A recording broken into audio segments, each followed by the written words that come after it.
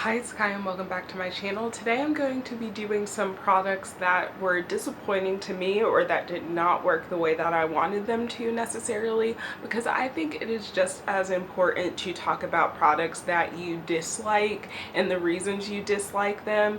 Number one, because not everything should work for everyone, but not everything that is a negative to me will be a negative to someone else, and I feel like that helps everyone get a more well-rounded view of what a product is like. I know some people can think these videos are negative, and especially like brands can take it the wrong way, but like I like things from pretty much all of the brands that I'm talking about. It's just these particular products didn't work out for me, but I have a different range of products, beauty, some perfume, even some shoes to talk about. So let's just stop the chatter and get into the video. We might as well start with shoes since I bought them up. The first one are these Steve Madden shoes, which I think anyone who has worn Steve Madden shoes can attest to the fact that they are not always the most comfortable. I've kind of yielded to that because I'm just like, they often have the style of shoes that I really like. So I bought these, I think at the beginning of this year. I want to say on February 14th, because I remember wanting a specific pair of shoes. Like I wanted some black flats, but one that had a little bit of a heel, and I'm pretty sure I found these at TJ Maxx or Marshall's, and again, really loved them. As much as I did wear them, I mean, you can tell by the bottom I've worn them, but they're not necessarily super worn. And actually on my last day in the office, like in my corporate job, I went to an event at the park. You know, we had like a Juneteenth event at the park, and my shoe snapped.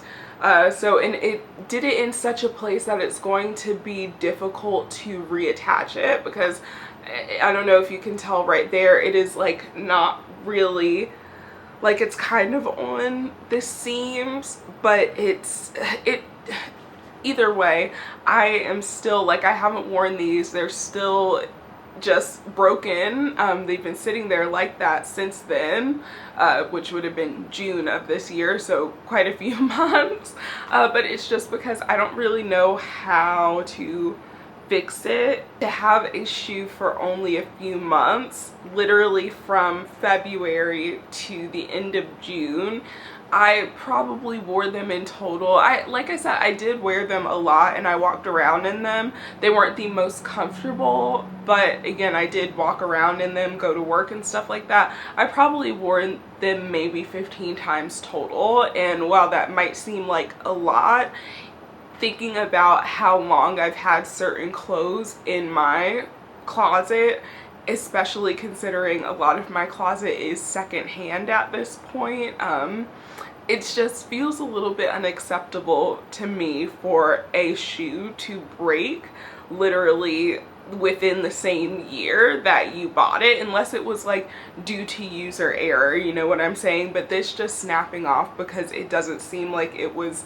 constructed that well in the first place is like a totally different thing. I might just have to give in and finally like enter my adult era and find a cobbler and see if they could fix this. But then part of me is just like, for these shoes to have been $20 to go take them to a cobbler who might charge me $50, which is within their right to charge me however much it would take to fix the shoe, but to be charged something for a shoe that wasn't that expensive, I guess that's kind of like the trade-off between fast fashion and, you know, things not really being poorly well constructed. But again, it just brings in like, what is the investment to put into these shoes versus getting another pair of shoes? And again, while I'm probably going to just try to put the effort into fixing these myself, and if I can't fix them myself, maybe going to a cobbler,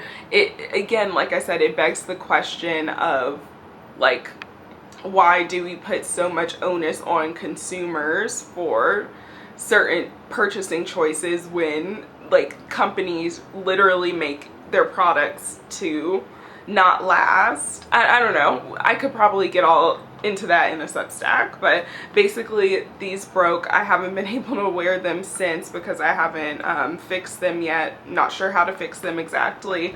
Gonna figure out a way, but yeah, just again, regardless of how expensive or not expensive the shoe was or where I found it, because I think I got those from TJ Maxx or Marshalls, I definitely expect my shoes to last more than 5 months. Next are these shoes that I got from DSW. They are from mix number 6, and you can tell that they are very dusty because I have worn these once. I think I wore them once over a year ago. It would have been in August of last year because I remember the exact date. I remember why I wore them. Like I remember all of that, but I have not worn them since because these were so uncomfortable. And they weren't even uncomfortable for the reason of having a high heel, because it does have the platform, so it isn't really like the arch that was an issue. For me, it was up here at the front. This cut across my foot so bad, like it actually like cut my foot, and I think since then I've been reluctant to wear them for that reason. These would definitely be like a I'm going somewhere just to sit and look pretty, someone else is driving me, very little walking, like I said, literally just going to sit there and look pretty, or a costume or something like that. Let me know if there is a way. I know people have said like numbing sprays and different things, and I'm sure I could like find a way to style these with socks so I wouldn't get that rubbing quite as bad. But again, it's just like, and I don't know if this is necessarily the shoe's fault or like the material or how they were made. Again, there's so many different things that could go into them being uncomfortable, because like even super expensive shoes are known to be uncomfortable. But I really like them and just wish I could get more wear out of them without being scared of my feet being cut up by the end of the night. Okay, moving into beauty products. The first one I have here is the Sugar Dough Sugaring Kit. I have just everything kind of still together, where I put this like on my little beauty desk, which is where I usually shape my eyebrows. And I have been getting the hang of this a little bit more the more that I use it, but honestly the way that I have to use it in order for it to work best for me and my hair is opposite of the way that it tells you to use it in the booklet, because it comes with instructions, and I think that's very beautiful and helpful, different tools and stuff like that. But it just, I felt like the instructions did not really help, because it said specifically to use like the reusable wax strips that they have.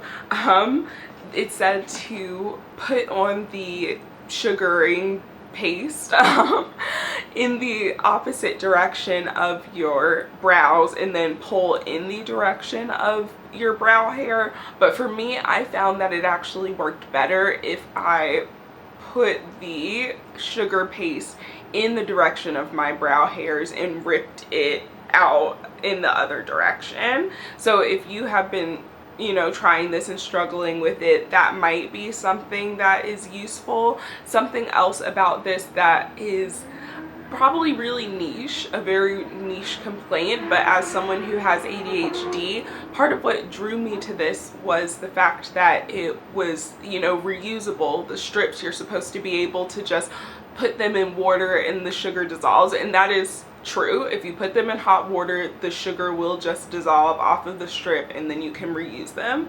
But as someone who is ADHD and not medicated for it, remembering to come back to the sugaring pieces, like whatever bowl I put them in, that's a little bit of a challenge. And because it is sugar, it's organic material, mold will grow. So I actually did have a few of the strips that molded, and I gave them a peroxide bath and was able to, I looked up to make sure that I would be able to get it out and ran it through multiple washes in the washing machine. I don't think you're technically supposed to wash the strips through the washing machine, but I just did for those because I was like, I hope that I can get it out, and I think I did. I reused them the last time I did my brows, and you know, I haven't grown a third eye or anything, even though I could probably use a good third eye at this point. But yeah, I just, again, compared to the, what is that called? Is it Athena Club? I want to say, compared to the Athena, or no, not Athena, the Flamingo ones. The Athena ones, like, they have pre-made wax strips. I like those, but they're not my absolute favorite. My favorite is the ones from Flamingo, but those are always sold out, which is part of the reason I wanted to try the sugaring, in addition to it being reusable and stuff like that. But I just found that the Flamingo ones pulled the hair up quicker, they were easier to use, and again, I'm gonna work with this and try to see if I continue to improve in the direction and find ways that it works for my hair. But I just feel as though almost like my hairs are too fine for this to actually like pick up some of them. I feel like I have to go through so many passes of using this on like my chin hairs or my little mustache hairs and stuff like that, that it's just kind of like I end up plucking them or like just using a little razor on them because I get a little impatient. And maybe that's something that I need to learn, to be a little bit more patient with some of my beauty routines and like rest and savor in them. But again, sometimes I just want to get them done, and this isn't necessarily the product to use if you're just looking for a quick like fix. This is definitely one where you want to take your time, maybe set aside at least an hour to like actually work with it. For skincare, I have this It Cosmetics Bye Bye Dark Spots Concentrated Derma Serum with 4% niacinamide and 1% ethyl vitamin C, and I wanted to like this. I think it has a nice texture. It doesn't have a super overwhelming scent. It's just kind of like a light florally scent in my opinion, but I don't even think that it's this product specifically or like It Cosmetics specifically, but my skin just has been known to not really like niacinamide, and I think 4% niacinamide is too much for my skin. Like other products that have like 1% or a little bit lower on the ingredients list might be, again, a little bit better for me than this personally was. Every time I used it, I just noticed myself breaking out in like little spots all over my face, and that's usually an indication when they're all over my face versus concentrated in a specific area. Usually if it's hormonal, I get them on my chin or sometimes like right in the middle of my face, but I don't usually get a lot all around my face unless I am like misusing a product. Not my light going out. Unless I'm misusing a product or it's just like not working for me. So again, I know that it is this product because it happened every time I would use it. I would like take a break from it and then come back to it and it would have the same result. So not one that I'm going to continue using just because I don't want to continue breaking out my face. If your skin likes niacinamide, you might like this. I don't feel like I was able to use it long enough and consistently enough to really see any brightening or like changes in my skin truly. Again, I would say it's like a nice feeling product, but I can't necessarily say that it is an effective product. Minor lighting change. Moving along in the way of body care, again, there is deodorant, and I can't say that this one is a complete no for me or a complete miss. I do like the general scent of some of the native deodorants. I really like the sweet peach and nectar one in particular, but if you're a sweaty, stinky person, especially during the summertime and springtime or just the hotter parts of the year, since basically everything is like spring, honestly it just goes from like winter to fall, or you know what I'm trying to say. If you're a sweaty, stinky person in those hotter months, or in not hotter months, just in general, then this isn't going to hold up for you. And I also noticed that sometimes with certain body washes that I use, or like other deodorants that I've used earlier in the day, if I take a shower later or put this on top of a deodorant just to like top off, it will make my underarms burn, so I don't really like that at all. In this particular scent, the coconut and vanilla one smells very Play-Doh-y to me, and that could just be my nose, but again, for me it smells, you know, Play-Doh-y. It kind of has that vibe to it, so it's not my favorite. Another deodorant that literally felt like it partially ruined, like that's a little dramatic, you know, but like ruined a vacation that I took earlier this summer, is this Billy deodorant. And I think based on it being marked down in Walmart when I had purchased it, it was like on clearance, that this was probably discontinued. If not, I hope it is discontinued at this point, because this just was a terrible deodorant. It says that it is aluminum free and that it's baking soda free as well, which that's what a lot of people will react to in a aluminum free deodorant. But this one burned underneath my arms. I smelled like a Subway sandwich. It didn't last. I ended up just borrowing the deodorant of the person that I was with on that trip, so I would not recommend this. Definitely go back to the drawing board. But also, like, because of the experience that I had with this, I'm not 100% sure that I would want to repurchase it, or purchase any more deodorant products from Billy in particular. I've just found some that work for me, that I like, and I'm going to stick to those. The one perfume that I have, which I'm sure there's other perfumes that I could have put in here, but this is just the one that is on the top of my mind, and especially because this is a very popular perfume on like Perfume Talk, just in general. It's Juliette Has a Gun Not a Perfume. This is like the single note musky skin scent perfume that everyone talks and raves about, but on my skin this smells so plasticky. I don't like it. So I think I'm going to be decluttering this little bottle of it, just because I don't need to keep something that I don't want. But I've kind of been keeping it to do a video like this, if I'm being completely honest. But yeah, and I also kind of keep it because it is referred to so often. But I'm kind of at the point with my perfume collection, and you know what, it smells okay out of the bottle, but something on my skin just turns it very synthetic and powdery. So again, I have kept this just to have as a reference, or you know, at first to try it out myself again, because I've tried this years ago and it still doesn't work for me. Anyway, all that is to say is that this is not a skin scent perfume that works for everyone. If you want me to do a video about skin scent perfumes to try out, please let me know. I can definitely do that over here, even though I know I do a majority of my perfume content over on the other apps. So yeah, but I can definitely, again, do any type of content. I'm willing to do a lot.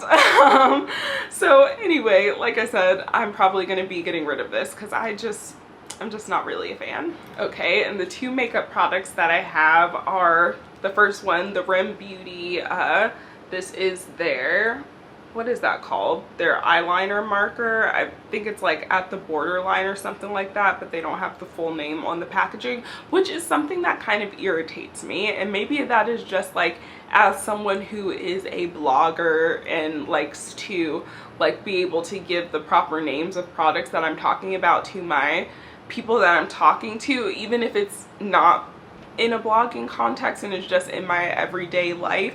I know it's really easy to go and click on Google and just be like, what is the name of the Rim Beauty eyeliner? But at the same time, I don't know what it is in my brain. It's just kind of like, I wish it was there on the packaging. Maybe it's just like the archival like person in me that is just like, what if the name of this product changed but I have the old version? Like, you know what I'm saying? that might be, again, very niche complaints, but this isn't a bad eyeliner at all. More so the disappointment in this came in the color, because again, not a bad color necessarily, but I did do a video over on the other app. I'll try to remember to link what I can remember from over on other places down below, but when I did this, you could tell that it was blue in certain lights, but in other lights it just looked like an off black. So I just wish that it came up a little bit more noticeably navy blue like the outer packaging is, because at least on my skin it is so deep that it again just kind of translates in most lighting to more of an off black color. Last but not least, this is like one of the most viral products over on the other app, and just in general, e.l.f. is like a really well-known and respected brand. I love a lot of things from e.l.f., but this one was not one of them. The Power Grip Dewy Setting Spray is, it's something where I really had to question some of what I've said previously, because I used to be a person who was like, there's not really such a thing as too much dewiness, like give me all the dew, give me the dewy setting spray. But this one actually is too dewy. It is so dewy that it makes me look oily and greasy, and like I will have to, if I use this on top of my makeup, more often than not, the way that I've been using this and finishing it up is by using it to blend out my foundation. So I'll like draw my foundation stick on, or like, you know, dot my foundation on whatever foundation formula I'm using for the day, and then I spray this either on my brush or just directly on my face and use that to blend the product out.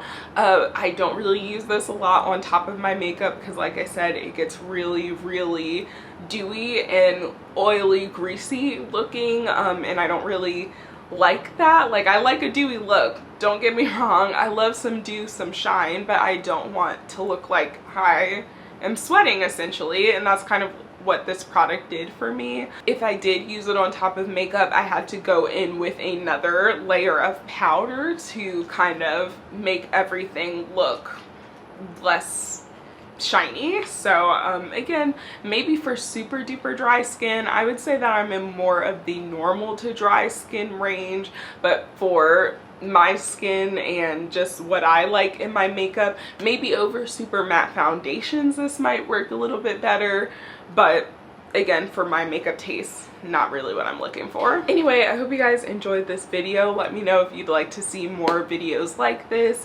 videos in certain categories. Definitely down to, again, film pretty much anything. I hope you guys are staying safe and healthy wherever you are when you're watching this, and I will talk to you guys in the next one.